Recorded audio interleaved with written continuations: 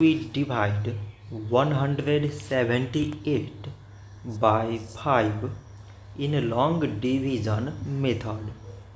5 times 3 is 15. On subtracting, we get 2.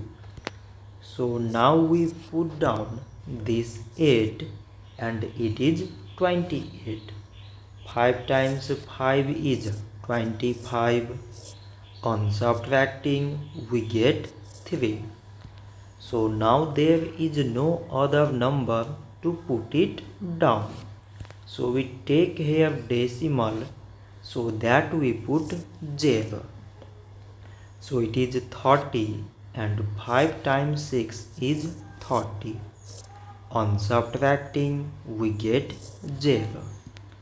So 178 divided by 5 is 35.6. So this much for today and thanks for watching.